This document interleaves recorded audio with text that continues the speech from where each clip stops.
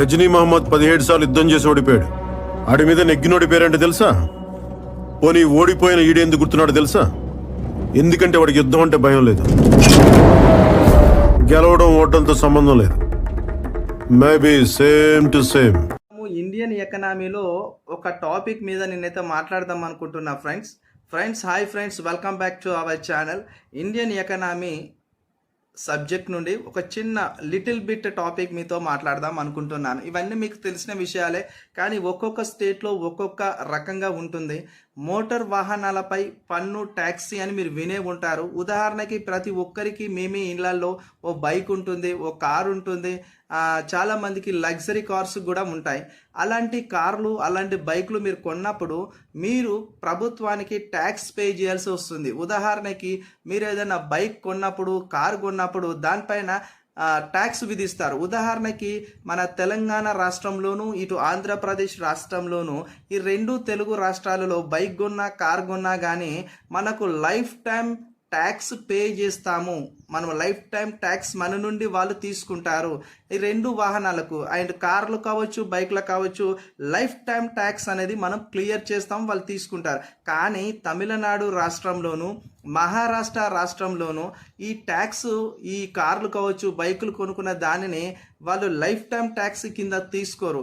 ఆ యొక్క కార్లు, బైకులు వాటి వేటును బట్టి వాళ్ళు ట్యాక్స్ వసూలు చేస్తూ ఉంటారు. అదేవిధంగా పశ్చిమ బెంగాల్ రాష్ట్రంలో అయితే కారు సీట్ల కౌంటింగ్, సిట్టింగ్ కౌంటింగ్, ఉదాహరణకి ఒక కారు 8 సీటర్స్ ఉంటుంది, 6 సీటర్స్ ఉంటుంది, 4 సీటర్స్ ఉంటుంది.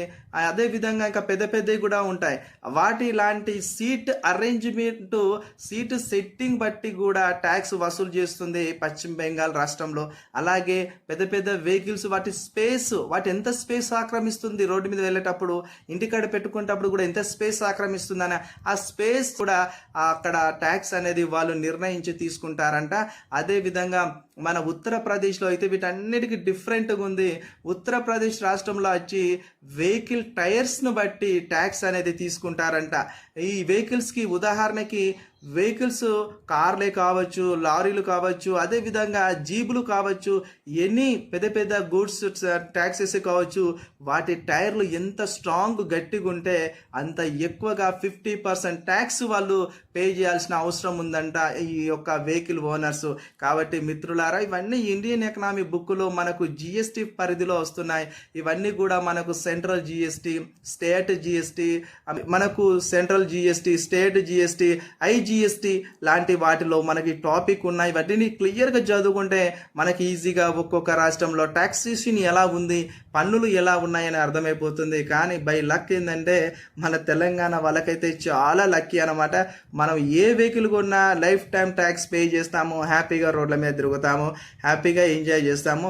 ఓకే, మీకు వీడియో నచ్చినట్టయితే లైక్ చేయండి, కామెంట్ చేయండి, సబ్స్క్రైబ్ చేయడం మాత్రం మర్చిపోకండి. బాగా చదవండి, ఉద్యోగం సంపాదించండి. ఉద్యోగం తప్ప వేరే ఆలోచన చేయకండి. మళ్ళీ నోటిఫికేషన్స్ రావు, ఒకటేసారి అవకాశం వస్తుంది, ఆ అవకాశం తలుపు తడుతుంది. అప్పుడు వేగిరపడి మనం బాగా చదువుకొని టాప్లో మెరిట్లో ర్యాంక్ కొట్టేసి ఉద్యోగం సాధిస్తే హ్యాపీగా రాయల్ లైఫ్ మెయింటైన్ చేయవచ్చు. Thank you.